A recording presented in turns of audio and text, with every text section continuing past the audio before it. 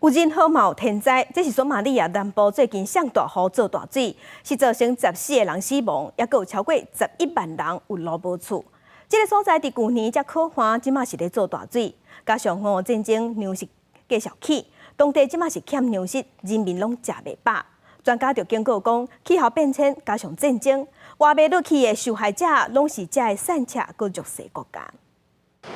大水提起，这对还未相提，囡仔徛伫卡达乌县的土水当中，唔知要如何是好。索马利亚南部地区最近5天暴雨是落袂山，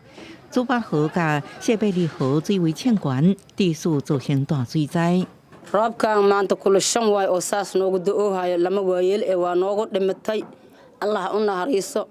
guryaal badanaa naga baaba'ay cayaalaa hadda naga maqan intay nool yihiin intay dhinteen oo ogeynin waxba ka sheegi lahayna 朱巴兰谢赫贝利甲西南州受大水影响上严重，当局已经宣布这地区进入紧急状态，因为当地去年才发生40年来上严重的酷旱，有43000人死亡，加上俄乌战争粮食继续欠悬，和当地强被摇机失断，这场大水造成10万人死亡，超过11万人有路无厝，全国超过70万人受影响。南部邻国肯亚也出现灾情，红十字会表示，大水冲走数十栋的厝，至少15人死亡，15000多户受影响。